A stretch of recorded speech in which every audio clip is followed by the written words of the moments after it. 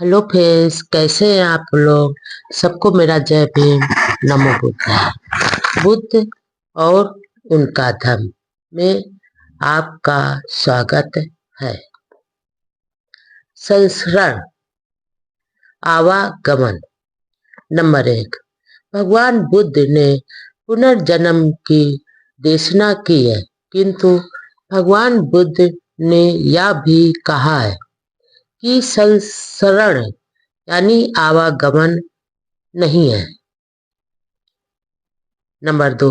ऐसे लोगों की कमी नहीं थी जो भगवान बुद्ध पर यह दोषारोपण करते थे कि वह तो परस्पर विरोधी सिद्धांतों की देशना करते थे। नंबर 3। आलोचक प्रश्न करते थे कि संस्करण यानी आवागमन के बिना पुनर्जन्म कैसे हो सकता है। नंबर 4।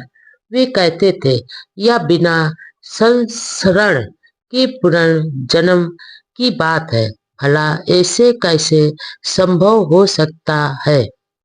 नंबर 5। इसमें कहीं कुछ भी विरोधाभास नहीं है।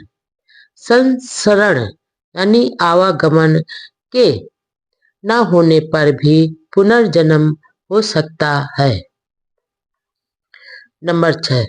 राजा मिलिंद के प्रश्नों के उत्तर में भदंत नागसेन ने इसे अच्छी तरह स्पष्ट किया है।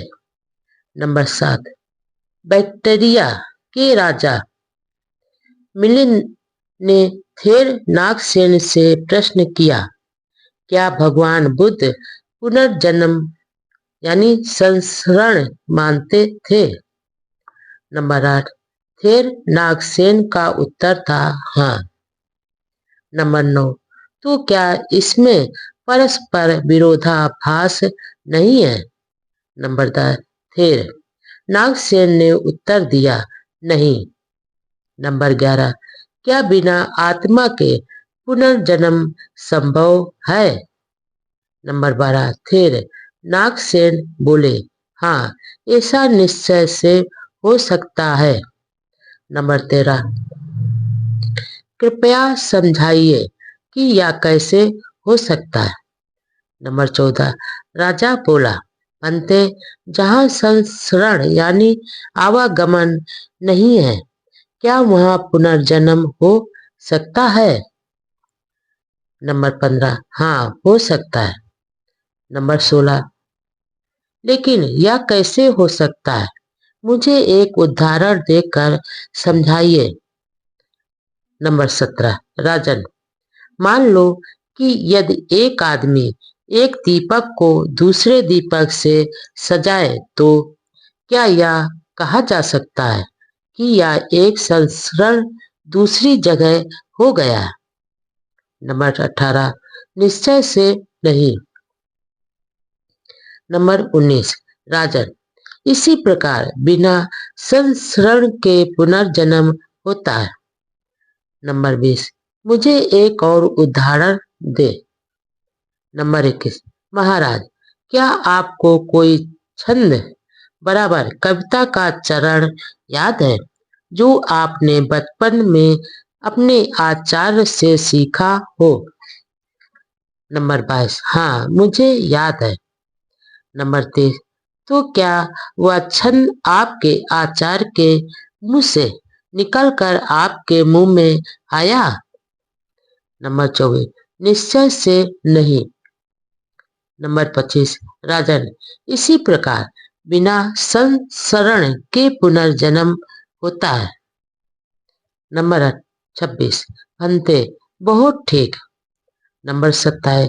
राजा बोले, भंते क्या आत्मा जैसी कोई चीज है।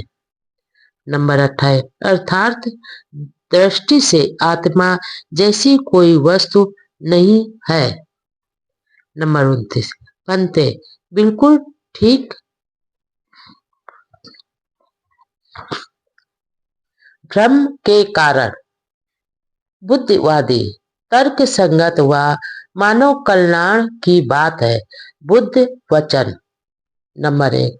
भगवान बुद्ध के उपदेशों को जिन श्रोताओं ने सुना उनमें अधिकांश भिक्षु थे। नंबर 2, किसी भी विषय में भगवान बुद्ध का क्या कहना था, उसे जनसाधारण तक पहुंचाने वाले भिक्षुगण ही थे। नंबर 3, लेखन कला अभी विकसित नहीं हुई थी, इसलिए भिक्षुओं को वह सब कंठस्थ करना होता था। प्रत्येक भिक्षु जो कुछ वे सुनते थे, प्रत्येक भिक्षु जो कुछ सुनता था उसे कंठस्थ करने की चिंता नहीं करता था। लेकिन कुछ भिक्षु थे जिन्होंने कंठस्थ करना अपना व्यवसाय बना लिया था। वे भाड़क कहलाते थे। नंबर 4, बौद्ध त्रिपिटक और उसकी अष्ट कथाएं समुद्र की तरह विशाल है। उन्हें कंठस्थ कर पाना सचमुच एक बड़ा असाधारण कार्य था।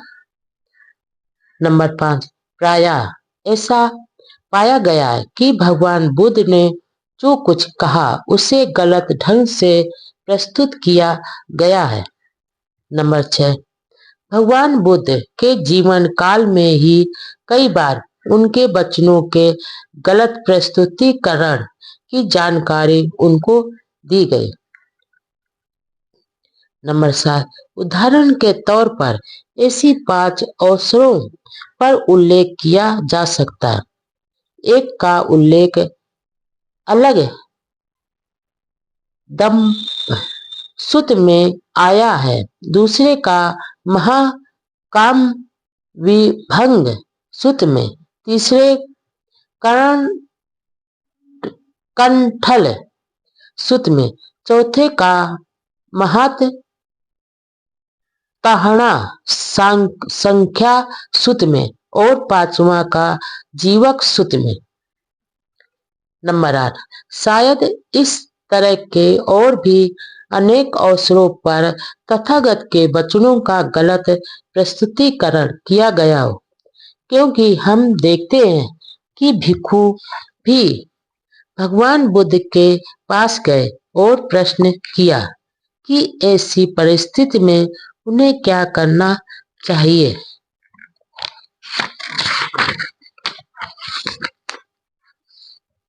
नंबर 9, कर्म और पुनर्जन्म के बारे में बुद्ध वचनों के गलत प्रस्तुतिकरण के अवसर समान बात है। नंबर 10, इन सिद्धांतों को ब्राह्मणी धर्म में भी स्थान प्राप्त है। परिणाम स्वरूप भड़कों के लिए ब्राह्मणी मत को बौद्ध धर्म में सम्मिलित कर लेना सुगम था। नंबर 11, इसलिए त्रिपिटक में जिसे भी बुद्ध वचन के रूप में माना गया उसे स्वीकार करने में बहुत सावधानी की आवश्यकता है। नंबर 12, लेकिन इसके लिए एक कसौटी उपलब्ध है। नंबर 13, यदि कोई ऐसी बात है जिसके बारे में विश्वास के साथ कहा जा सकता है तो वह यह है कि उनका कोई महत्व नहीं होता यदि उनका कथन बुद्ध संगत तर्क संगत नहीं होता। इसलिए जो कुछ भी बुद्ध संगत है और तर्क संगत है, अन्य बातें समान होते हुए उसे बुद्ध वचन के रूप में लिया जा सकता है। नंबर 14, दूसरी बात यह है कि भगवान बुद्ध ने कभी ऐसी बेकार की चर्चा में नहीं पड़ना चाहा जो व्यक्ति के कल्याण के लिए लाभकारी नहीं थी। इसलिए कोई भी ऐसी बात जिसका व्यक्ति के कल्याण से कोई संबंध नहीं, यदि भगवान बुद्ध के सिर मढ़ी जाती है तो उसे बुद्ध वचन स्वीकार नहीं किया जा सकता।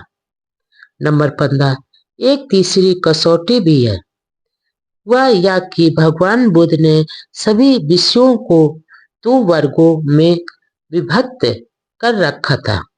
ऐसे विषय जिनके बारे में वे निश्चित थे और ऐसे विषय जिनके बारे में वे निश्चित नहीं थे। जो विषय पहली श्रेणी में आते हैं उनके बारे में उन्होंने अपने विचार निश्चयात्मक रूप से और अंतिम रूप से व्यक्त किए हैं। जो विषय दूसरी श्रेणी में आते हैं उनके बारे में उन्होंने अपने विचार व्यक्त किए हैं, लेकिन ऐसे विचार बदले भी जा सकते हैं। नंबर 16, वार्ता करते समय जिन 3 प्रश्नों के बारे में संदेह और मतभेद है उनके बारे में यह निर्णय करने से पहले कि भगवान बुद्ध का निश्चय मत क्या था, यह आवश्यक है कि हम इन कसौटियों को ना भूलें। बौद्ध जीवन मार्ग, कुशल कर्म, अकुशल कर्म तथा पाप। नंबर 1, कुशल कर्म करो, अकुशल कर्मों में भागीदार ना बनो, कोई पाप कर्म ना करो। नंबर 2, यही बौद्ध जीवन मार्ग है। नंबर 3, यदि आदमी कुशल कर्म करे तो उसे इसको बार बार करना चाहिए, उसी में चित्त लगाना चाहिए। कुशल कर्मों का संचय सुख कर होता है। नंबर 4, अच्छाई के बारे में यूं ही मत सोचो कि मैं इसे प्राप्त नहीं कर सकूंगा। बूंद बूंद से घड़ा भर जाता है। इसी प्रकार थोड़ा थोड़ा संचय करके कुशल कर्मों में वृद्धि होती है। नंबर 5, जिस काम को करके व्यक्ति को पछताना ना पड़े और जिसके फल को वह आनंदित होकर और संतुष्ट होकर हो सके, उस काम का करना अच्छा है। नंबर 6, जिस काम को करके आदमी को पश्चाताप ना हो और जिसके फल को हर्ष और संतुष्टि से भोगा जा सके, उस काम का करना अच्छा है। नंबर 7, यदि आदमी कोई कुशल कर्म करे तो उसे वह कुशल कर्म बार बार करना चाहिए, उसे इसमें आनंदित होना चाहिए। शुभ कर्म का संचय आनंददायक होता है। नंबर 8, एक अच्छे आदमी को भी बुरे दिन देखने पड़ जाते हैं जब तक उसके कुशल कर्मों का फल विपाक नहीं मिलता, लेकिन जब उसे अपने कुशल कर्मों का फल मिलना आरंभ होता है तब अच्छा आदमी अच्छे दिन देखता है। नंबर 9, अच्छाई के बारे में यह कभी ना सोचे कि मैं इसे प्राप्त ना कर सकूंगा। जिस प्रकार बूंद बूंद करके पानी का घड़ा भर जाता है, उसी प्रकार थोड़ा थोड़ा करके भी भला आदमी अच्छाई का संचय कर लेता है। नंबर 10, चंदन की सुगंध कमल, जूही तथा मल्लिका की सुगंध से बढ़कर सील की सुगंध होती है। नंबर 11, धूप और चंदन की सुगंध कुछ ही दूर तक जाती है, किंतु सील की सुगंध बहुत दूर तक जाती है। नंबर 12, बुराई के बारे में भी यह ना सोचें कि यह मुझ तक नहीं पहुंचेगी। जिस प्रकार बूंद बूंद करके पानी का घड़ा भर जाता है, उसी प्रकार थोड़ी थोड़ी करके बुराई भी बहुत हो जाती है। नंबर 13, उस काम का करना अच्छा नहीं जिसे करके पछताना पड़े और जिसके फल को अश्रु मुक्त होकर विलाप करते हुए भोगना पड़े। नंबर 14, यदि कोई आदमी दुष्ट मन से कुछ बोलता है या कोई काम करता है तो दुख उसके पीछे पीछे ऐसे ही हो लेता है जैसे गाड़ी का पहिया खींचने वाले पशु के पीछे पीछे। नंबर 15, पाप कर्म ना करो, प्रमाद ना करो, मिथ्या दृष्टि ना रखो। नंबर 16, कुशल कर्मों में आप प्रमादी हो, बुरे विचारों का दमन करो। जो कोई कुशल कर्म करने में ढील करता है, उसका मन पाप में रमण करने लगता है। नंबर 17, उस काम का करना ठीक नहीं जिसे करने के बाद पछताना पड़े, जिसका फल अश्रुमुख होकर होना पड़े। नंबर 18, पापी भी सुख ही देखता है जब तक उसका पाप कर्म का विपाक बराबर फल नहीं होता, लेकिन जब उसके पाप कर्म का विपाक होता है तो वह दुख भोगता है। नंबर 19, किसी आदमी को बुराई के प्रति सावधान होकर यह नहीं सोचना चाहिए कि यह मुझ तक नहीं पहुंच सकेगी। जैसे पानी की बूंदों के गिरने से भी घड़ा भर जाता है, उसी प्रकार थोड़ा थोड़ा संचय करते हुए मूक आदमी पाप से भर जाता है। नंबर 20, आदमी को कुशल कर्म करने में जल्दी करनी चाहिए और मन को बुराई से दूर रखना चाहिए। यदि आदमी कुशल कर्म में ढील करता है तो उसका मन पाप में रमण करने लग जाता है। नंबर 21, यदि आदमी से पाप हो जाए तो उसे पाप कर्म को दोबारा नहीं करना चाहिए। उसे पाप से आनंदित नहीं होना चाहिए।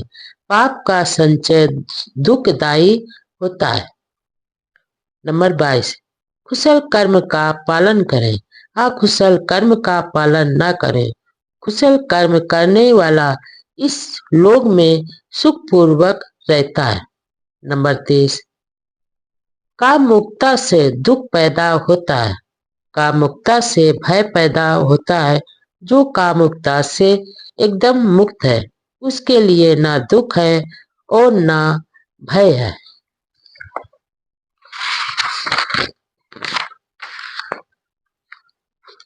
नंबर 24, भूख सबसे बड़ा रोग है, संस्कार सबसे बड़ा दुख है।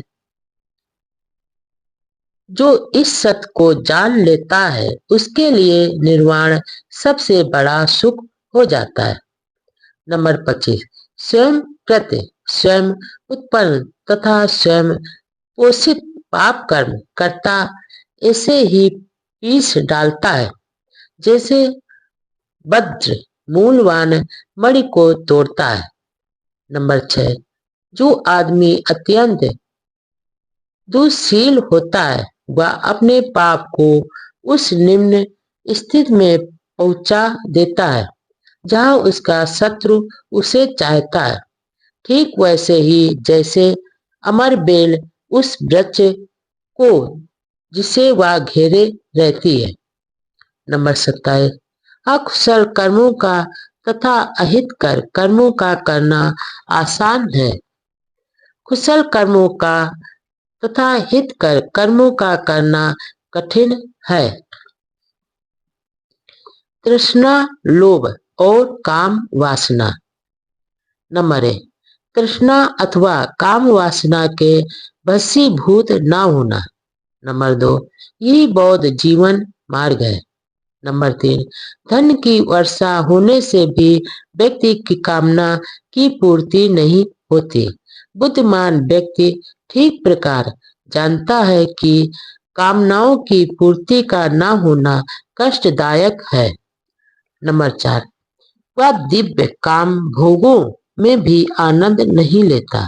तृष्णा के क्षय में ही उसका सुख होता है। वह सम्यक संबुद्ध का श्रावक होता है।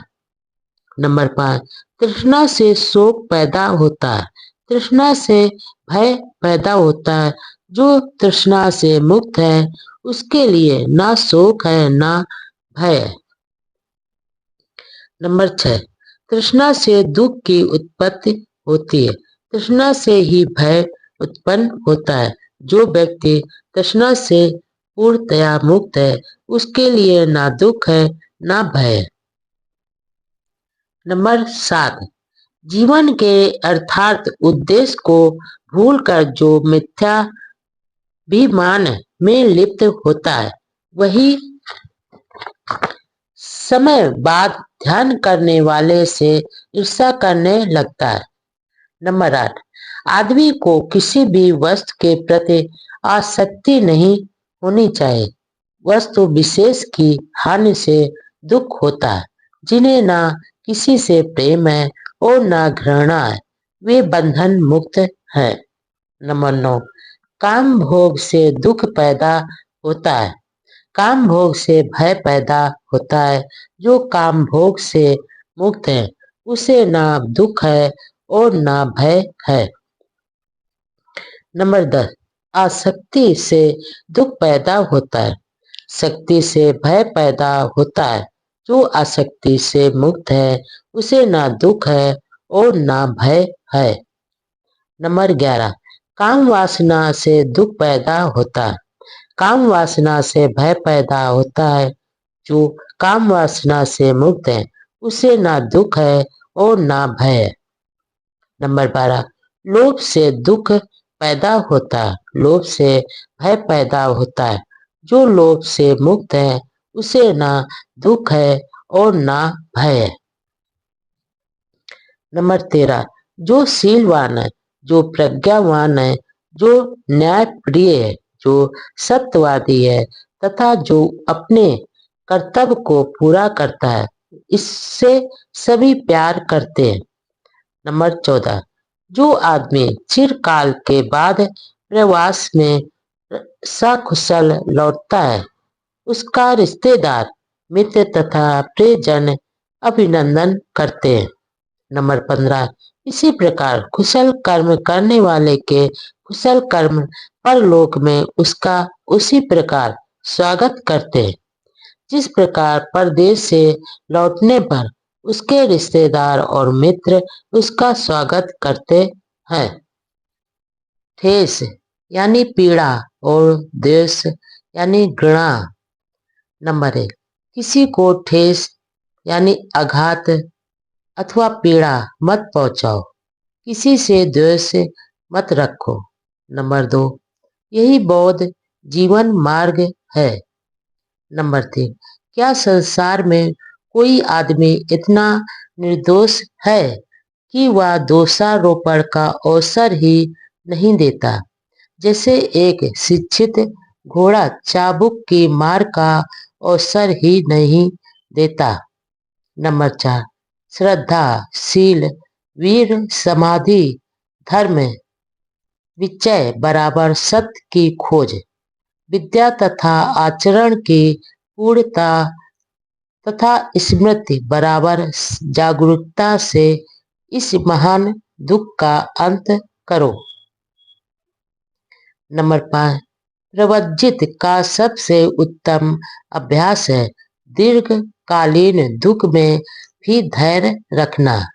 निर्वाण सबसे बड़ा दुख है, ऐसा बुद्ध कहते हैं। जो दूसरों को आघात पहुंचाता है वह प्रवज्जित नहीं, जो दूसरों को पीड़ा दे वह श्रमण नहीं है। नंबर 6, वाणी से बुरा मत वाणी से बुरा वचन ना बोलना, किसी को हानि ना पहुंचाना, विनय पूर्वक बराबर नियमानुसार संयत रहना, यही बुद्ध की देशना है। नंबर 7, ना जीव हिंसा करो और ना कराओ। नंबर 8, अपने लिए सुख चाहने वाला जो सुख चाहने वाले अन्य प्राणियों को ना कष्ट देता है और ना ही उनकी हत्या करता है, यह सुख प्राप्त करेगा। नंबर 9, यदि कांसे के टूटे बर्तन की तरह तुम निःशब्द हो जाओ तो तुमने निर्वाण प्राप्त कर लिया, तुम क्रोध से मुक्त हो जाओगे। नंबर 10, जो निर्दोष और कर व्यक्तियों को कष्ट पहुंचाता है वह स्वयं कष्ट भोगेगा। नंबर 11, जो कसाय वस्त्र में शांत निशब्द अपने बस में संयत पवित्र है और दूसरों का छिद्रापेषण यानी बुराई ढूंढना नहीं करता फिरता, वह वास्तव में एक श्रमण है, एक भिक्षु है। नंबर 12, क्या संसार में कोई आदमी लज्जावश इतना संयत है कि उसे कोई उत्तेजित ही ना कर सके? जैसे अच्छा घोड़ा चाबुक की अपेक्षा नहीं रखता। नंबर 13, यदि कोई आदमी किसी अहानि कर शुद्ध और निर्दोष आदमी को कष्ट पहुंचाता है तो उसका पाप लौटकर उसी मूर्ख आदमी पर पड़ता है। ठीक वैसे ही जैसे हवा के विरुद्ध फेंकी हुई धूल फेंकने वाले पर ही आकर पड़ती है। क्रोध और शत्रुता बैर। नंबर 1, क्रोध मत करो, शत्रुता को भूल जाओ, अपने शत्रुओं को मैत्री से जीतो। नंबर 2, यही बौद्ध जीवन मार्ग है। नंबर 3, क्रोधाग्नि शांत की जानी चाहिए। नंबर 4, जो यही सोचता रहता है उसने मुझे गाली दी, उसने मेरे साथ बुरा व्यवहार किया, उसने मुझे हरा दिया, उसने मुझे लूट लिया, उसका बैर कभी शांत नहीं होता। नंबर 5, जो ऐसे विचार नहीं रखता उसी का बैर शांत होता है। नंबर 6, शत्रु तो शत्रु ही हानि करता है और घृणा करने वाले की, लेकिन अंत में यह किसकी हानि होती है? नंबर 7, आदमी क्रोध को अक्रोध से जीते, बुराई को भलाई से जीते, लोभी को उदारता से जीते और झूठे को सच्चाई से जीते। नंबर 8, सत्य बोले, क्रोध न करे, थोड़ा होने पर भी दे।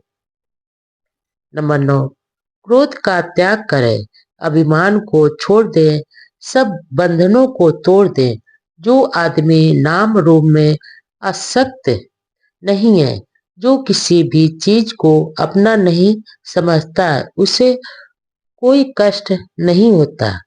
नंबर 10, जो चढ़े क्रोध को भ्रमण करते रथ की भात पकड़ ले, उसे मैं सारथी कहता हूँ। दूसरे लोग तो लगाम थामने वाले मात्र हैं।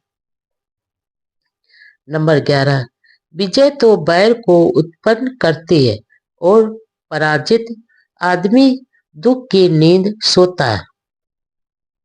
राग आदि द्वेष जिसके शांत है वह आदमी जय पराजय को छोड़कर सुख की नींद सोता है।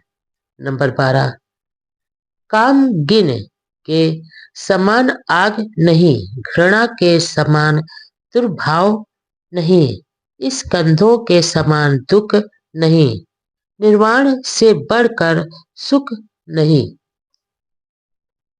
नंबर 13, बैर से बैर कभी शांत नहीं होता, प्रेम से ही बैर शांत होता है, यही सनातन नियम है। व्यक्ति, मन और मन के मैल। नंबर 1, आदमी वैसा ही होता है जैसा उसका मन उसको बना देता है।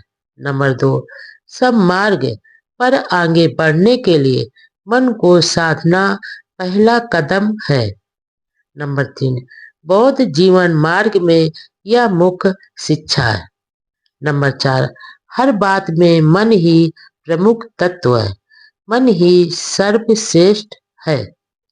नंबर 5, यदि कोई आदमी दुष्ट मन से बोलता है या करता है तो दुख उसके पीछे ऐसे ही हो लेता है जैसे गाड़ी के पहिए गाड़ी खींचने वाले पशु का पीछा करते हैं। नंबर 6, यदि आदमी स्वच्छ मन से बोलता है या करता है तो कभी साथ न छोड़ने वाली छाया की तरह सुख उसका पीछा करता है। नंबर 7, रक्षित होने में कठिन और दीर्घ स्थित होने में कठिन इस चंचल मन को मेधावी आदमी उसी प्रकार सीधा करता है जैसे बाड़ बनाने वाला बाड़ को। नंबर 8, जिस प्रकार पानी से बाहर निकाल कर घूम में फेंक दी गई मछली फड़फड़ाती है, उसी प्रकार मार राग द्वेष मोह के फंदे से मुक्त होने के लिए यह मन फड़फड़ाता है। नंबर 9, जिसे नियंत्रण में रखना कठिन है, जो चंचल है, जो हमेशा आनंद ही खोजता रहता है, ऐसे मन को नियंत्रण में रखना अच्छा है। नियंत्रित मन सुख लाता है। नंबर 10, अपने आप को एक दीप के समान बनाओ, परिश्रम करो। जब तुम्हारे चित्त मलों का नाश हो जाएगा और तुम निर्दोष हो जाओगे तो तुम मनोनीत दिव्यलोक को प्राप्त हो जाओगे। नंबर 11, बुद्धिमान पुरुष क्षण क्षण क्रमशः थोड़ा थोड़ा अपने मल बराबर जंग को वैसे ही जलाए जैसे कि सुनार चांदी के मल को जलाता है। नंबर 12, लोहे से उत्पन्न मल बराबर जंग जैसे जिससे उत्पन्न होता है उसे ही खा जाता है, उसी प्रकार अति चंचल पुरुष के अपने ही कर्म उसे दुर्गति की ओर ले जाते हैं। नंबर 13, लेकिन सब मलों से भी बढ़कर एक मल है, अविद्या। अविद्या इस सब से बढ़कर मल है। हे भिक्षु, इस मल का त्याग कर निर्मल बनो। नंबर 14, जो आदमी कौवे की तरह निर्लज्ज है, शरारती है, तू साहसी है, दुष्ट है, उसका जीवन सुखपूर्वक बीतता देखा जाता है। नंबर 15, लेकिन जो आदमी भी नम्र है, सदैव पवित्रता का ध्यान करने वाला, अनासक्त है, शांत है, निर्मल है, बुद्धि युक्त है, ऐसे आदमी के जीवन को कठिनाई से बीतते देखते हैं। नंबर 16, जो आदमी जीव हिंसा करता है, जो झूठ बोलता है, जो चोरी करता है, जो पर स्त्री गमन करता है, वह यही इसी संसार में अपने जीवन का नाश करता है।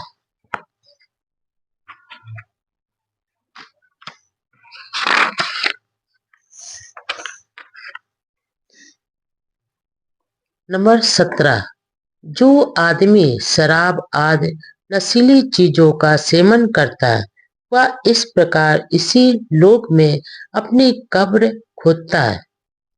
नंबर 18, हे पुरुष, पापियों असनियों के बारे में ऐसा जान ले ताकि तुझे लोभ और पाप कर्म चिरकाल तक दुख में ही ना डाले रहें। नंबर 19, संसार अपनी श्रद्धा या सुखी के अनुसार किसी को देता है। यदि आदमी दूसरों को दिए गए खाने पीने से कुढ़ता है तो उसको ना दिन में और ना ही रात में शांति मिल सकती है। नंबर 20, जिसके मन में ऐसी भावना जड़ मूल से जाती रही है, वह दिन रात शांति को प्राप्त होता है। नंबर 21, राग के समान आग नहीं और लोभ के समान ओध बराबर बाढ़ नहीं। नंबर 22, दूसरों के दोष आसानी से दिखाई देते हैं, अपने दोषों को देखना कठिन है। आदमी दूसरों के दोषों को तो भूसे की भांति उड़ाता फिरता है, किंतु अपने दोषों को तो वैसे ही छिपाता है जैसे दुष्ट जुआरी घोटी को जुआरी गोटी को। नंबर 23, जो आदमी दूसरों के दोष ही देखता रहता है और सदा हाय हाय करता है, उसके आश्रय बराबर चित्त मल बढ़ते जाते हैं। वह चित्त मलों का नाश करने से बहुत विरत होता है। नंबर 24, सभी पापों से दूर रहो, कुशल कर्म करो, अपने चित्त को शुद्ध रखो, यही बुद्ध की शिक्षा है। स्वयं के बारे में और स्व विजय बराबर यानी स्वयं को जीतना। नंबर 1, यदि किसी में अपनापन है तो उसे स्व विजयी होना चाहिए। नंबर 2, यही बौद्ध जीवन है, यही बौद्ध जीवन मार्ग है। नंबर 3, व्यक्ति स्वयं ही अपना स्वामी है, दूसरा कौन उसका स्वामी हो सकता है। अपने आप को संयत रखने पर व्यक्ति एक दुर्लभ स्वमित को पाता है जिसे बहुत कम लोग पा सकते हैं।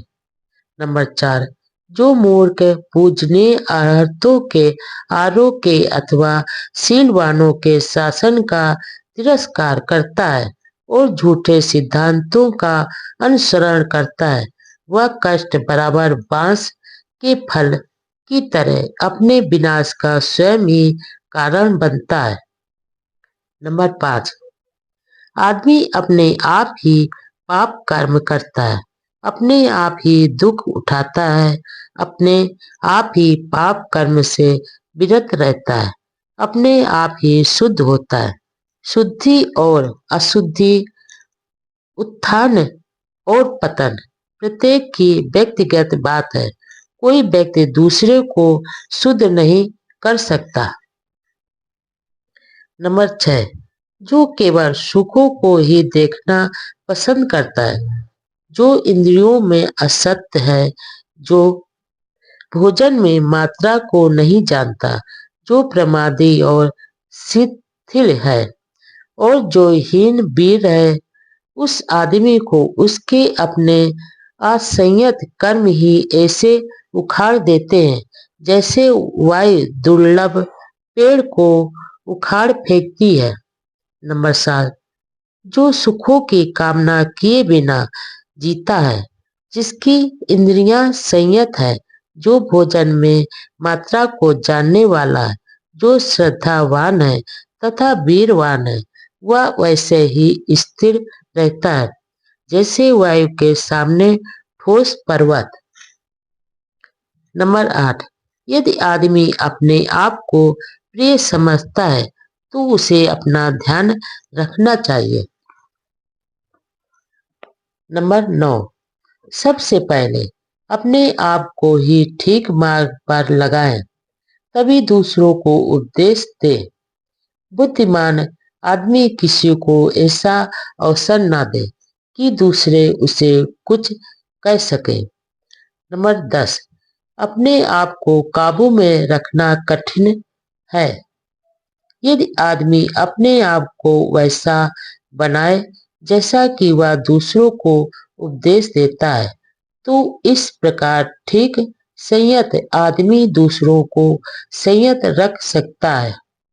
नंबर 11, आदमी स्वयं ही अपने पाप कर्मों का फल भोगता है। स्वयं ही पाप से विरत रहने पर वह परिशुद्ध होता है। शुद्धि और अशुद्धि दोनों ही व्यक्तिगत है, कोई दूसरों को परिशुद्ध नहीं कर सकता। नंबर 12, युद्ध में हजारों हजारों को जीतने से अच्छा है स्वयं को जीत लेना, वही महान संग्राम विजयी है। नंबर 13, पहले अपने आप को ठीक मार्ग पर लगाएं, तब दूसरों को उपदेश दें। बुद्धिमान आदमी को चाहिए कि वह शिकायत का अवसर न दे। नंबर 14, यदि आदमी अपने आप को वैसा बनाए जैसा कि वह दूसरों को उपदेश देता है, तब इस प्रकार संयत आदमी दूसरों को भी संयत रख सकता है। अपने आप को संयत रख पाना कठिन है। नंबर 15, वास्तव में आदमी स्वयं ही अपना संरक्षक है, दूसरा कौन संरक्षक हो सकता है। अपने आप को सुरक्षित रखकर आदमी ऐसा संरक्षक पाता है जिसका मिल पाना कठिन है। नंबर 16, यदि आदमी को अपना आप प्रिय है तो उसे अपनी सुरक्षा करनी चाहिए। नंबर 17, आदमी स्वयं अपने पाप का फल भुगतता है, स्वयं ही वह परिशुद्ध होता है। शुद्धि और अशुद्धि दोनों व्यक्तिगत है, कोई किसी दूसरे को परिशुद्ध नहीं कर सकता। नंबर 18, आदमी स्वयं अपना संरक्षक है, दूसरा कौन संरक्षक हो सकता है। यदि आदमी अपना संरक्षण करता है तो वह ऐसे संरक्षक को प्राप्त करता है जिसके समान संरक्षक मिलना कठिन है। प्रज्ञा, न्याय और कुशल संगत। नंबर 1, प्रज्ञावान बनो, न्यायशील रहो और अच्छी संगत रखो। नंबर 2, यही बौद्ध जीवन मार्ग है। नंबर 3, यदि कोई ऐसा आदमी मिले जो वर्जनीय की वर्ज ना करे, जो फटकार लगाए और जो बुद्धिमान हो, तो उस आदमी का अनुसरण ऐसे ही करो जैसे किसी खजाना बताने वाले का अनुसरण किया जाता है। उसका अनुसरण किया जाना उत्तम होगा, बुरा नहीं। नंबर 4, जो उपदेश दे, सुमार्ग दिखाए तथा कुमार्ग पर जाने से रोके, वह सज्जनों को तो प्रिय होता है किंतु दुर्जनों को अप्रिय। नंबर 5, पापी पुरुषों की संगत न करो, दुष्ट पुरुषों की संगत न करो, सदाचारियों को मित्र बनाओ, श्रेष्ठ पुरुषों को मित्र बनाओ। नंबर 6, जो धम्मामृत का पान करता है वह शांत चित्त से प्रसन्नता पूर्वक रहता है। श्रेष्ठ पुरुषों द्वारा उपदृष्टि धम्म में बुद्धिमान आदमी सदा सुखी रहता है। नंबर 7, पानी ले जाने वाले जहां वे चाहते हैं पानी ले जाते हैं, वाण बनाने वाले वाण को सीधा करते हैं, बढ़ई लोग लकड़ी को सीधा करते हैं और बुद्धिमान अपने आप को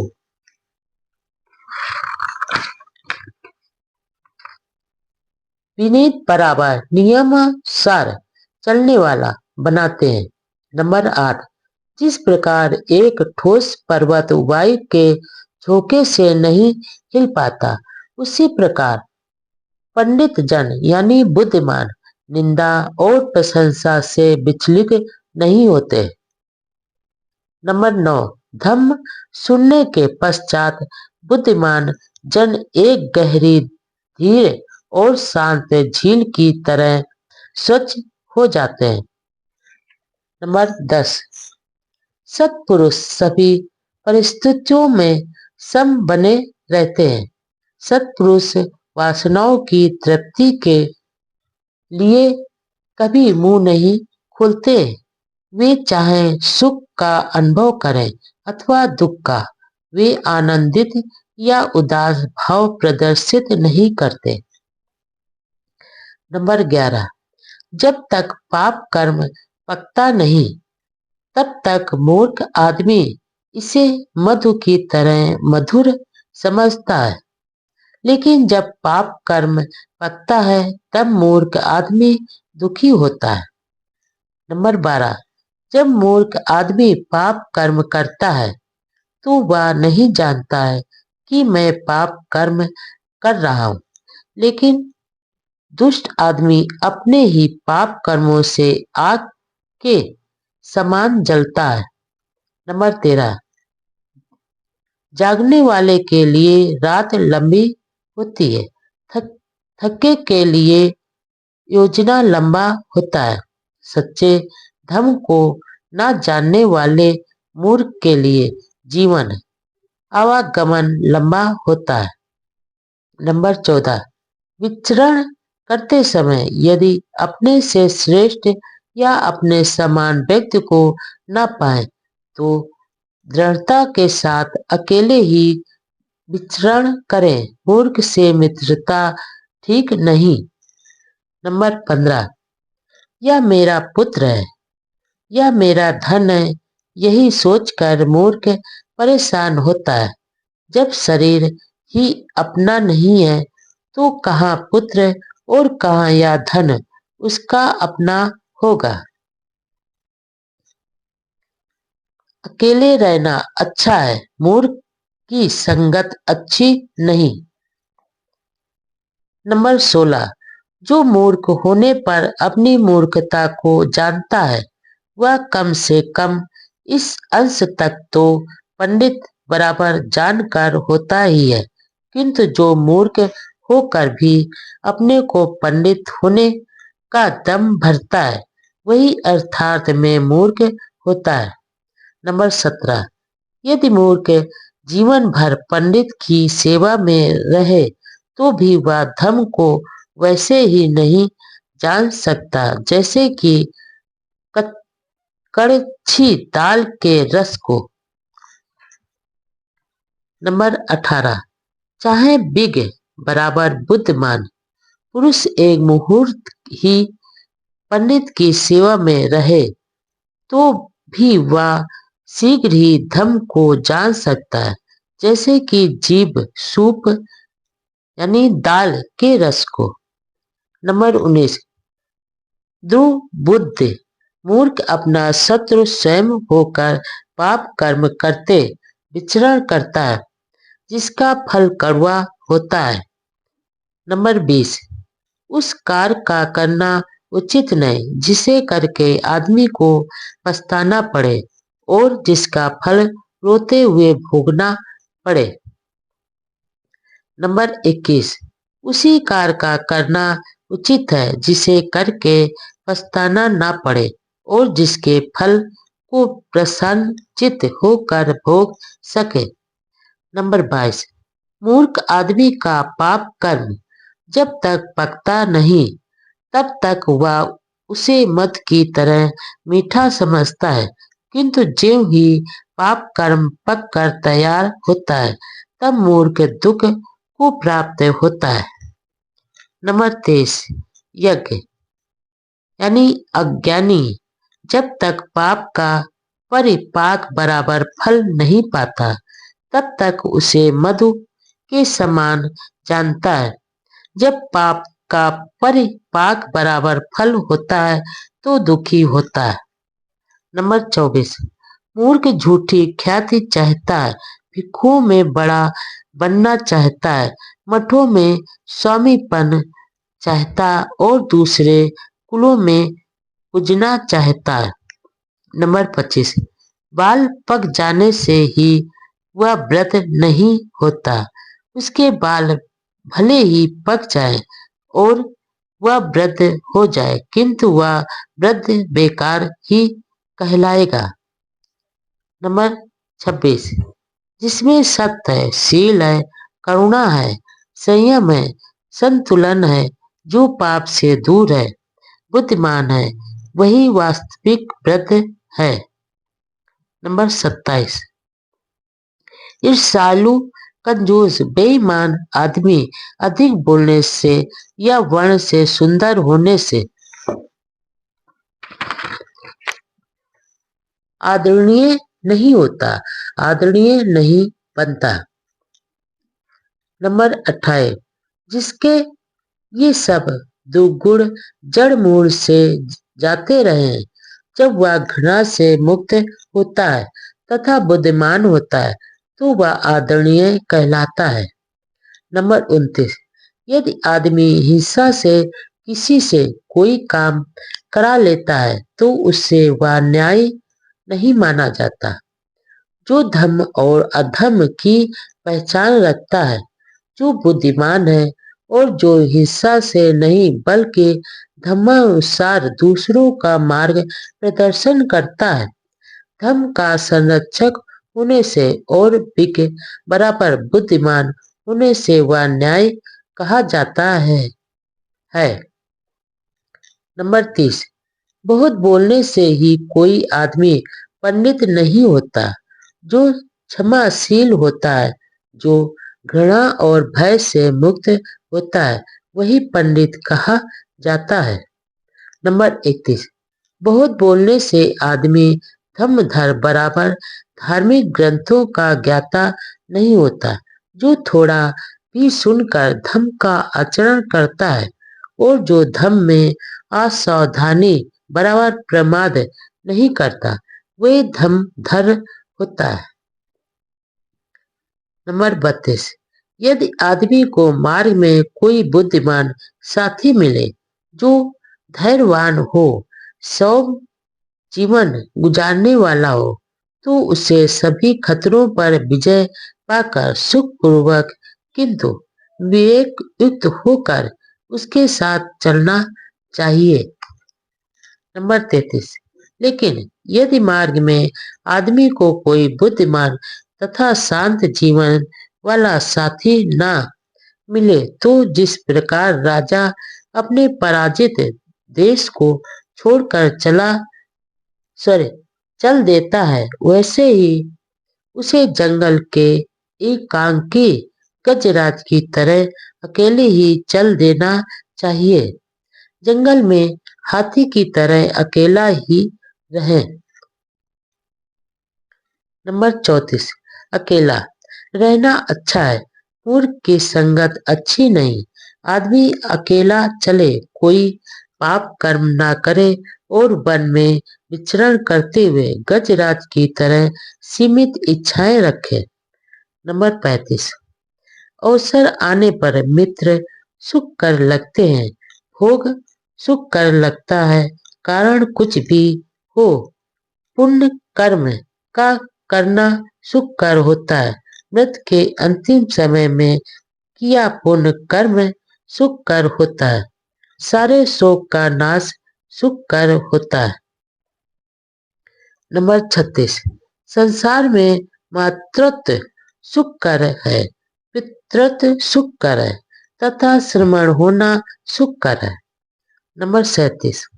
वृद्धावस्था तक शील पालन सुख कर है, दृढ़ता पूर्वक प्रतिष्ठित श्रद्धा सुख कर है, प्रज्ञा का लाभ सुख कर है तथा पापों का ना करना सुख कर है।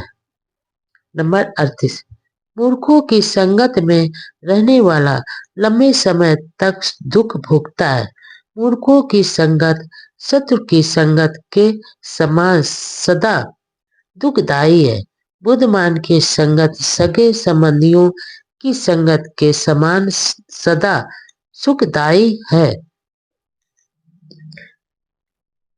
नंबर 39। इसलिए आदमी को चाहिए कि वह प्रज्ञावान, बुद्धिमान, विज्ञ, सहनशील, धर्माधर तथा श्रेष्ठ आदमी का ऐसे ही अनुसरण करें जैसे चंद्रमा नक्षत्र पथ का करता है।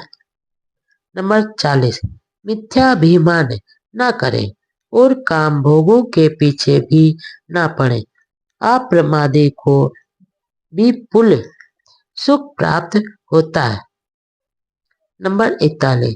जब बुद्धिमान आदमी मिथ्याभिमान को सौम्यता से दूर कर देता है तो प्रज्ञा के प्रसाद का चढ़कर शोक रहित हो वह धैर्यवान शोकग्रस्त मूर्ख जानता जनता को ऐसे देखता है जैसे पर्वत पर चढ़ा हुआ कोई धैर्यवान नीचे भूमि पर अवस्थित जनता को देखता है। नंबर 42, प्रमादियों में अप्रमादी, सोने वालों में जागरूक बुद्धिमान आदमी दूसरों को पीछे छोड़कर स्वयं इस प्रकार आगे बढ़ जाता है जैसे किसी दुर्लभ घोड़े को पीछे छोड़कर द्रुतगामी घोड़ा आगे चला जाता है। पुनर्जन्म, प्रारंभिक मृत्यु के बाद क्या होता है? नंबर 1, यह प्रश्न प्रायः पूछा जाता है कि मरने के बाद क्या होता है।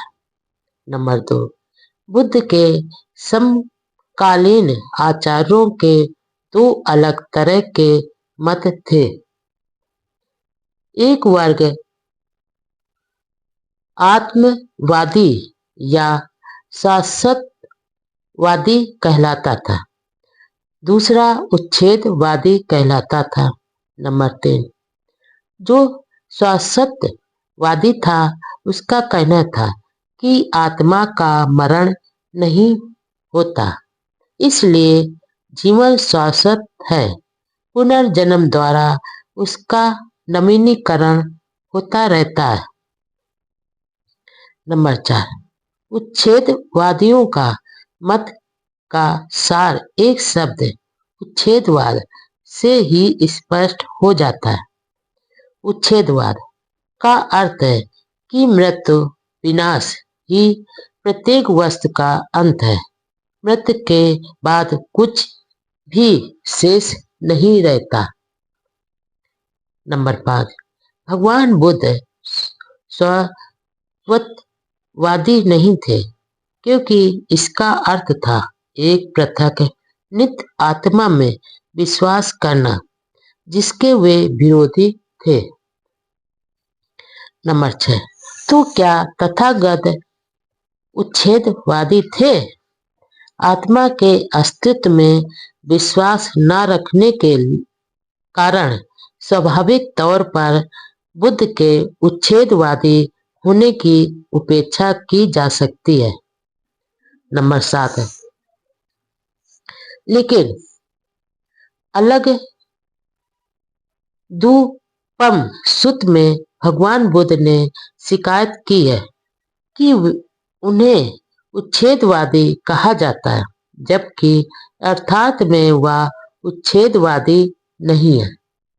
नंबर 8, उन्होंने जो भी कहा वह इस प्रकार है, यद्यपि मैं इस मत को स्थापित करता हूँ और इसी की देशना करता हूँ, तो भी कुछ श्रमण ब्राह्मण गलती से मुझ पर सच्चाई के विपरीत उच्छेदवादी होने का झूठा आरोप लगाते हैं और कहते हैं कि मैं मानव के विघटन, विनाश और विध्वंस की शिक्षा देता।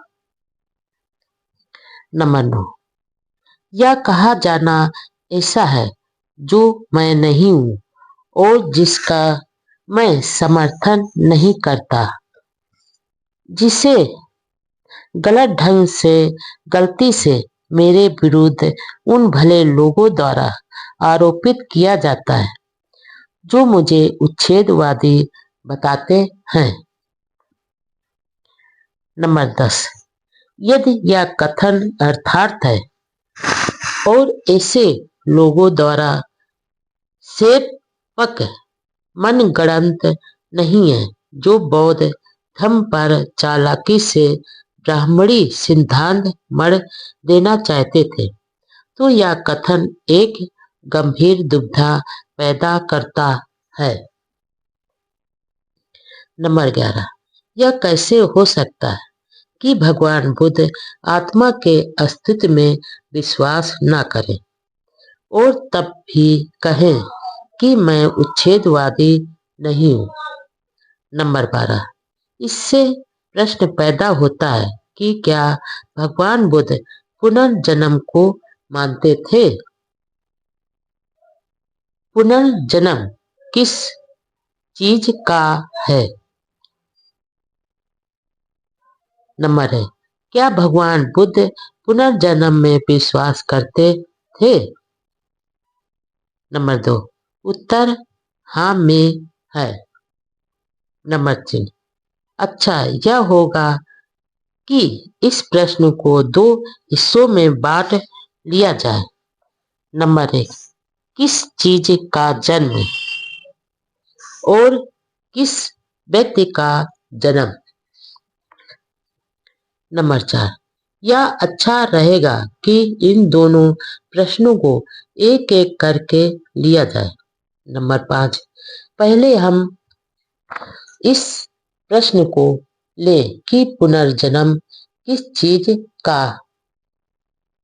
नंबर 6, इस प्रश्न की प्रायः अवहेलना ही की जाती है। यह दोनों प्रश्नों को एक बना देने का ही परिणाम है कि पुनर्जन्म के बारे में इतना भ्रम पैदा हो गया है। नंबर 7, भगवान बुद्ध के अनुसार अस्तित्व के 4 भौतिक पदार्थ हैं, 4 महाभूत हैं जिनसे शरीर बनता है। वे हैं पृथ्वी, जल, अग्नि, वायु। नंबर 8, प्रश्न है, जब शरीर का मरण होता है तो इन चारों महाभूतों का क्या होता है? क्या वे भी शरीर के साथ मर जाते हैं? कुछ लोगों का कहना है कि वे भी मर जाते हैं।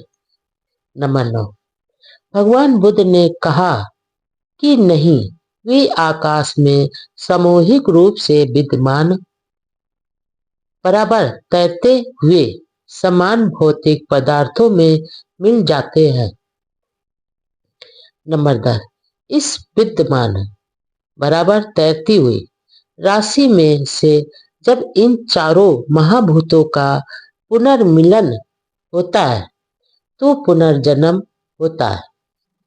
नंबर 11, भगवान बुद्ध का पुनर्जन्म से यही अभिप्राय है। नंबर 12, इन भौतिक पदार्थों के लिए यह आवश्यक नहीं है कि वे उसी शरीर के हों जिसका मरण हो चुका है। वे नाना मृत शरीरों के भौतिक अंश को हो सकते हैं। नंबर 13, यही बात ध्यान देने योग्य है कि शरीर का मरण हो जाता है लेकिन भौतिक पदार्थ बने रहते हैं। नंबर 14, भगवान बुद्ध इसी प्रकार के पुनर्जन्म को मानते थे। नंबर 15, सारिपुत्र ने महाकोटित के साथ जो वार्ता की उससे इस विषय पर बहुत प्रकाश पड़ता है।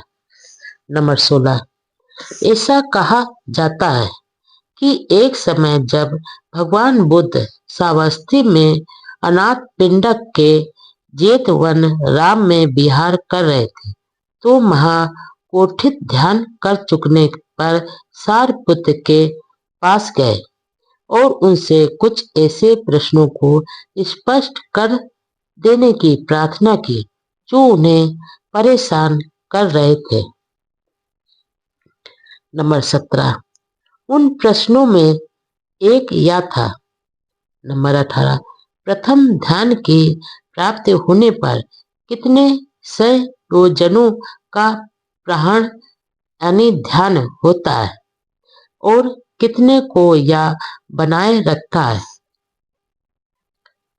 नंबर 17, उन प्रश्नों में नंबर 19, सारिपुत्र ने उत्तर दिया, प्रत्येक के 5-5 काम छंद व्यापाद, क्षीण मिद यानी आलस, उच्च कौंत्र तथा बीच चिकित्सा का ग्रहण हो जाता है। वितरक विचार, प्रीति, सुख तथा एकाग्रता शेष रहते हैं। नंबर 20, महाकोटित ने पूछा, रूप, शब्द, गंध, रस और स्पर्श इन पांचों इंद्रियां वेदनाओं को ले, प्रत्येक का विषय पृथक है, छेद पृथक है, प्रत्येक की क्रिया एक दूसरी इंद्रिय से पृथक पृथक है और स्पष्ट रूप से परस्पर पृथक है। इनका अंतत आधार क्या है? कौन है जो पांचों इंद्रियों के विषयों और क्षेत्रों का उपयोग करता है? नंबर 21। सारपुत्र ने उत्तर दिया, मन। नंबर 22। महाकोठित, ये पांचों इंद्रियां किस पर निर्भर करती है? नंबर 23। सारपुत्र, चेतना बराबर जीवित इंद्रिय पर। नंबर 24। महाकोठित चेतना किस पर निर्भर करती है? नंबर 25। सारपुत्र, उसरता पर।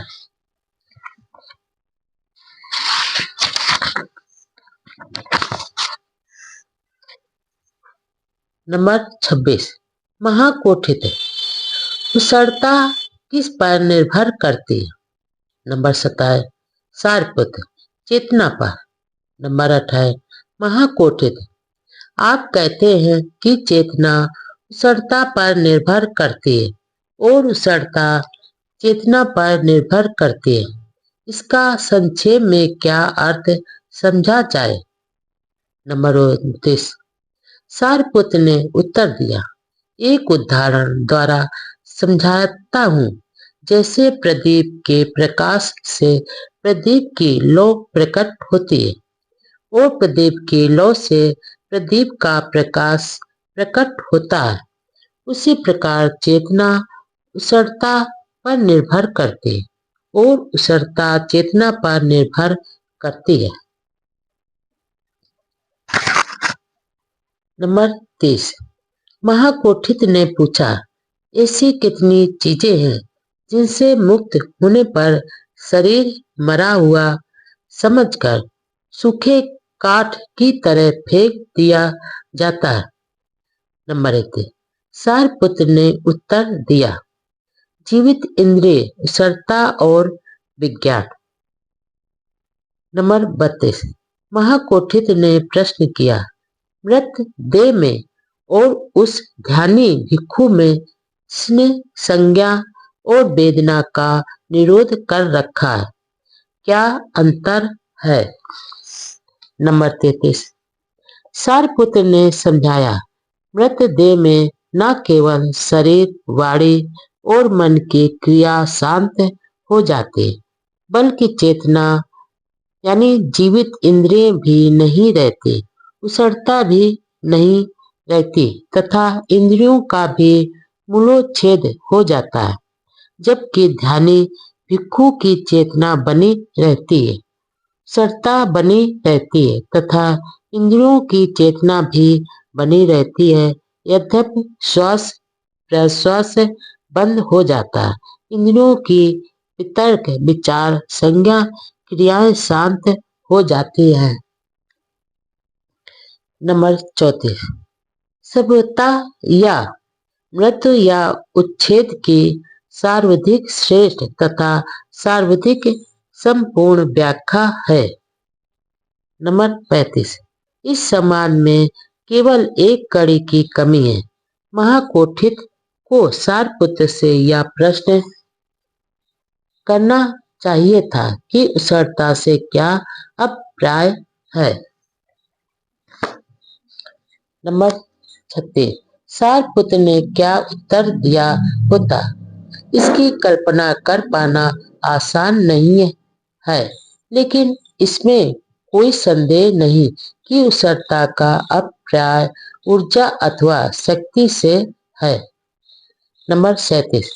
इस तरह से यदि उत्तर को थोड़ा अधिक स्पष्ट कर दिया जाए तो इस प्रश्न का कि शरीर के समाप्त होने पर या मरने पर क्या होता है, यही उत्तर है कि शरीर शक्ति उत्पन्न करना बंद कर देता है। नंबर 38। लेकिन यह तो उत्तर का केवल एक भाग ही है, क्योंकि मृत्यु का एक अर्थ यह भी है कि शरीर में से जो शक्ति निकल कर गई है वह उस सारे शक्ति समूह के साथ मिलकर एक हो गई जो विश्व में संचार कर रहा है। नंबर 39। इसलिए मृत्यु के दो पक्ष हैं। प्रथम पक्ष में इसका अर्थ है नई शक्ति की उत्पत्ति का रूप जाना। दूसरे पक्ष में इसका अर्थ है विश्व में संचरण कर रहे शक्ति पुंज में नई अतिरिक्त वृद्धि का हो जाना। नंबर 40। संभवतः मृत्यु के इन दोनों पहलुओं के ही कारण भगवान बुद्ध ने कहा कि वह पूर्णतः उच्छेदवादी नहीं थे।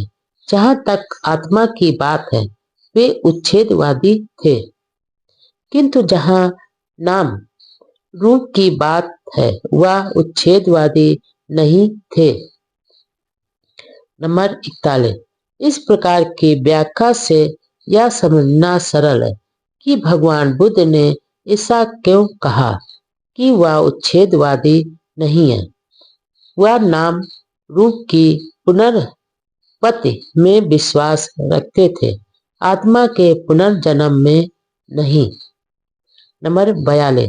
इस प्रकार व्याख्या से भगवान बुद्ध का मत वर्तमान विज्ञान के सर्वथा अनुरूप है। नंबर 43। केवल इसी अर्थ में कहा जा सकता है कि भगवान बुद्ध पुनर्जन्म में विश्वास रखते थे। नंबर 44। शक्ति कभी शून्य में परिणित नहीं होती, विज्ञान इसकी पुष्टि करता है, इस अर्थ में कि मृत्यु के बाद कुछ नहीं रहता। यह बात विज्ञान के विरुद्ध होगी, क्योंकि इसका अर्थ होगा कि शक्ति मात्रा में अपरिवर्तनीय यानी स्थिर नहीं है। नंबर 45। केवल यही ऐसा तरीका है जिससे पुनर्जन्म संबंधी दुविधा का हल हो सकता है। पुनर्जन्म किस व्यक्ति का? नंबर 1। सबसे कठिन प्रश्न है, पुनर्जन्म किस व्यक्ति का? नंबर 2। क्या वही मरा हुआ आदमी एक नया जन्म ग्रहण करता है? नंबर 3। क्या भगवान बुद्ध इस सिद्धांत को मानते थे? उत्तर हाँ, इसकी बहुत कम संभावना है। नंबर 4। यदि मृत आदमी की देह के सभी भौतिक अंश पुनः नए सिरे से मिलकर एक नए शरीर का निर्माण कर सके, तभी उस आदमी के पुनर्जन्म की संभावना हो सकती है।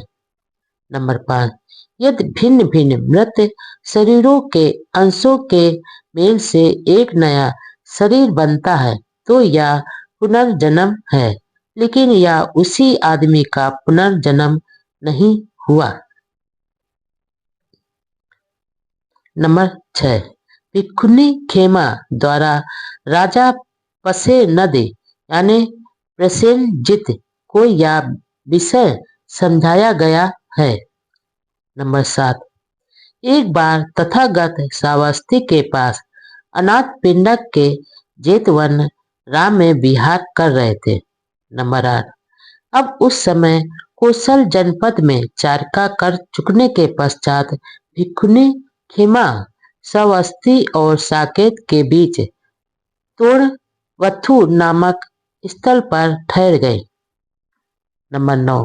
उस समय कौशल राज पसेनद साकेत से श्रावस्ती की ओर जा रहे थे। साकेत और श्रावस्ती के रास्ते में वह एक रात के लिए तोरणबत्थु में रुका। नंबर 10। कौशल राज पसेनद ने एक आदमी को बुलाकर कहा, अरे भले आदमी, किसी श्रमण अथवा ब्राह्मण का पता लगा जिसे हम आज के दिन संगत यानी वार्ता कर सके। नंबर 11, उस आदमी ने उत्तर दिया, महाराज बहुत अच्छा। वह सारे तोरण बथु में घूमा, किंतु उसे एक भी श्रमण ब्राह्मण ऐसा नहीं मिला जिससे महाराज वार्ता कर सके। नंबर 12, तब उस आदमी ने भिक्षुनी खेमा को देखा जो तोरण बथु में ठहरी हुई थी। उसे देखकर वह कौशलराज पसे नद के पास गया और बोला। नंबर 13, महाराज तोरण बथु में कोई ऐसा श्रमण ब्राह्मण नहीं है जिससे आप वार्ता कर सके, किंतु महाराज खेमा नाम की एक भिक्षुनी तथागत की एक शिष्या यहाँ है। उसकी ख्याति सुनी है कि वह अरहत है, योग है, सुसंस्कृत है, बुद्धिमान है, ज्ञानवान है, बातचीत में निपुण है और हाजिर जवाब है। महाराज आज के दिन आप उसकी ही संगति करें। नंबर 14, तब कौशल राज पसे नदी भिक्षुनी खेमा के पास गया, पास जाकर अभिवादन किया और एक ओर बैठ गया। इस प्रकार बैठे हुए उसने भिक्षुनी खेमा से प्रश्न किया। नंबर 15, इस विषय में आपका क्या कहना है? क्या तथागत मरणातर रहते हैं? नंबर 16, महाराज यह बात तथागत द्वारा आप व्याख्या रहित रखी गई है। नंबर 17, तो यह कैसी बात है कि जब मैं पूछता हूँ कि क्या तथागत मरणातर रहते हैं, तो आपका उत्तर होता है कि यह बात तथागत ने अव्याख्यात रखी है, और जब मैं दूसरे प्रश्न पूछता हूँ तब भी आपका यही उत्तर होता है कि यह बात भी तथागत ने आप व्याख्यात रखी है। कृपया यह बताएं कि क्या हेतु है, क्या कारण है कि तथागत ने यह बात अव्याख्यात रखी है। नंबर 18, महाराज अब मैं इस संबंध में आपसे एक प्रश्न पूछती हूँ, जैसा आप ठीक समझे वैसा उत्तर दें। अब आप क्या कहते हैं? क्या आपके पास कोई गणक है, कोई गणना करने का यंत्र है, कोई हिसाब लगाकर बता सकने वाला है, जो गंगा में बालू की गणना करके बता सके कि इसमें 100, इतने हजार या इतने लाख बालू के कण हैं? नंबर 19, वास्तव में नहीं। नंबर 20, तो क्या आपके पास कोई ऐसा गणक है जो ऐसा हिसाब लगाकर बता सकने वाला हो, जो विशाल समुद्र के जल को मापकर यह बता सके कि समुद्र में इतने गैलन जल है, इतने 100 गैलन जल है, इतने हजार गैलन जल है या इतने लाख गैलन जल है? नंबर 21, वास्तव में नहीं। नंबर 22, ऐसा कैसे है? नंबर 23, समुद्र विशाल है, बहुत गहरा है, इसके तल की सीमा नहीं है, इसकी कोई था नहीं है। नंबर 24, इसी प्रकार महाराज यदि कोई तथागत के रूप शारीरिक आकृति से तथागत को मापना चाहे, परिभाषित करना चाहे, तो तथागत का वह रूप परिवर्त है, वह जड़ मूल से कट चुका है, वह कटे ताड़ वृक्ष की तरह हो गया है, वह अभाव पर्याप्त हो गया है और स्वभाव ऐसा हो गया है कि भविष्य में उसकी पुनर्पत्ति नहीं होगी। महाराज तथागत के रूप से तथागत की तय तक नहीं पहुंचा जा सकता। तथागत गहन गंभीर है, तथागत असीम है और समुद्र की तरह ही उनकी तह पर नहीं पहुंचा जा सकता।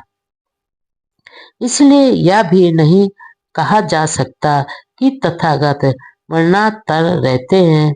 यह भी नहीं कहा जा सकता कि तथागत रहते भी हैं और नहीं भी रहते, और यह भी नहीं कहा जा सकता कि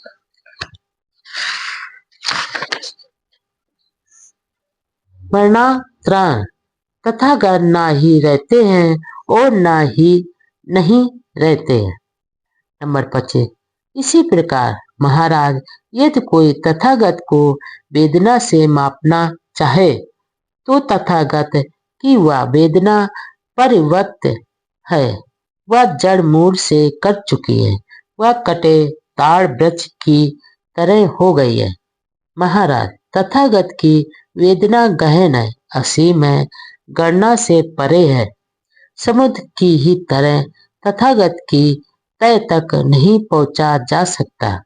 इसलिए यह भी नहीं कहा जा सकता कि तथागत मरणांतरान रहते हैं, नहीं रहते हैं। नंबर 26।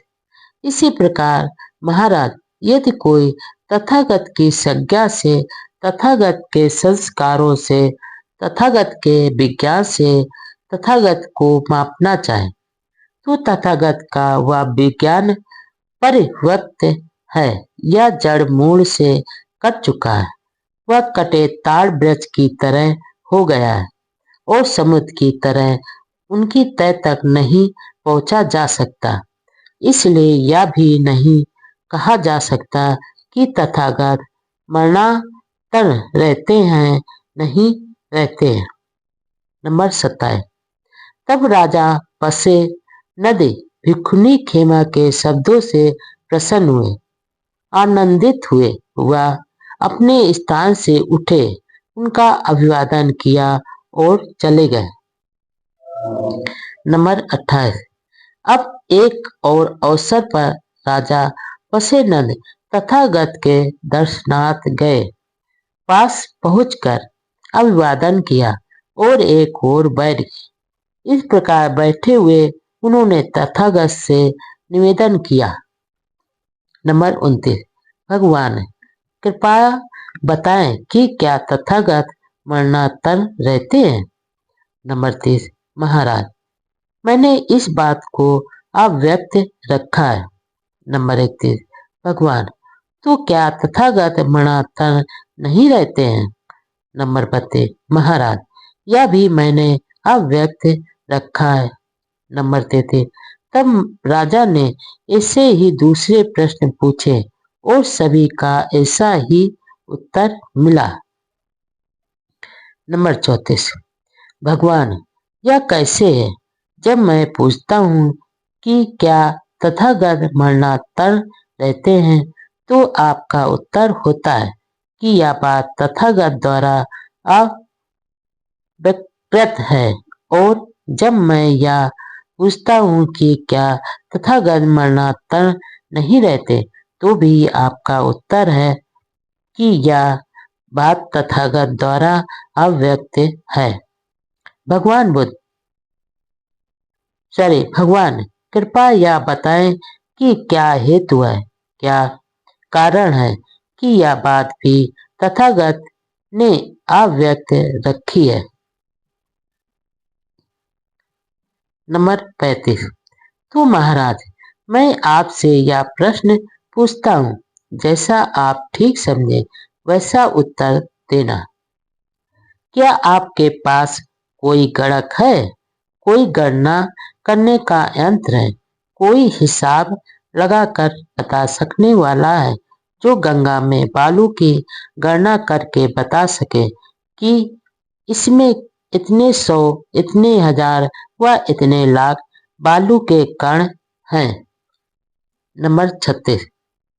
अद्भुत है गौतम, अद्भुत है सुगत। यह कितने बड़े आश्चर्य की बात है कि सहजता और श्राविका के उत्तर में न अर्थ की दृष्टि से, न व्यंजन की दृष्टि से कहीं कुछ भी अंतर नहीं है। एकदम समान उत्तर है, एकदम मेल खाता हुआ उत्तर है। श्रेष्ठता में एक भी शब्द असंगत नहीं है। नंबर 37। भगवान, एक समय मैं भिक्षुनी खेमा के पास गया और उससे यही प्रश्न पूछा। उसने मुझे ठीक इन्हीं शब्दों में, ठीक इन्हीं अक्षरों में उत्तर दिया। अद्भुत है गौतम, अद्भुत है सुगत। यह कितने बड़े आश्चर्य की बात है कि शास्ता और श्राविका के उत्तर में कहीं कुछ भी अंतर नहीं, ना अर्थ की दृष्टि से और ना व्यंजन की दृष्टि से। एकदम समान उत्तर है, एकदम मेल खाता हुआ उत्तर है। श्रेष्ठता में एक भी शब्द असंगत नहीं है। नंबर 38। अच्छा भगवान, अब आज्ञा दे, हम व्यस्त लोग हैं, हमें बहुत कार्य है। नंबर 39। महाराज, आप जिसका भी समय समझे वही करें। नंबर 40। तब कौशलराज पसे नदी तथागत के वचनों से प्रसन्न हुआ, आनंदित हुआ और उसने उन वचनों का स्वागत किया। वह अपने स्थान से उठा और तथागत को अभिवादन करके चला गया। क्या बौद्धों का कर्म का सिद्धांत ब्राह्मणी कर्म के सिद्धांत के समान ही है? इन दोनों में रात दिन का अंतर है। नंबर 1। बुद्ध के धम्म का कोई भी दूसरा ऐसा सिद्धांत नहीं है जिसने इतनी भ्रांति पैदा की हो जितनी इस कर्म के सिद्धांत ने। नंबर 2। बुद्ध के धम्म इस कर्म का क्या स्थान है और इसका वास्तविक महत्व क्या है, यह पहले ही बताया जा चुका है। नंबर 3। अनभिज्ञ हिंदू नासमझी के ही कारण केवल शब्दों की समानता की तुलना करके कहते हैं कि बौद्ध धर्म वही है जो ब्राह्मणवाद अथवा हिंदू धर्म है, अर्थात बौद्ध धर्म व हिंदू धर्म एक ही है। नंबर 4। ब्राह्मणों का शिक्षित और रूढ़वादी वर्ग भी यही कहता है। वे अनभिज्ञ जनता को जानबूझकर भ्रमित करते हैं और पथ भ्रष्ट करते हैं। नंबर 5। शिक्षित ब्राह्मण भली प्रकार जानते हैं कि बुद्ध का कर्म का सिद्धांत ब्राह्मणी कर्म के सिद्धांत से सर्वथा भिन्न है। फिर भी वे यही कहे जाते हैं कि बौद्ध धर्म वही है जो ब्राह्मणवाद या हिंदू धर्म है। नंबर 6। शब्दावली की समानता के कारण उनको अपना झूठा तथा दूषित प्रचार करने में आसानी हो जाती है। नंबर 7। इसलिए यह अत्यंत आवश्यक है कि स्थिति की गहन जांच की जाए। नंबर 8। भगवान बुद्ध का कर्म का सिद्धांत शाब्दिक समानता में कितना अधिक क्यों न हो, किंतु वह अर्थ में ब्राह्मणी कर्म के सिद्धांत के समान नहीं हो सकता। नंबर 9। दोनों की मूल स्थापनाएं एक दूसरे से परस्पर इतनी अधिक भिन्न है कि परिणाम एक हो ही नहीं सकता। दोनों के दो भिन्न परिणाम होने ही चाहिए। नंबर 10। सुविधा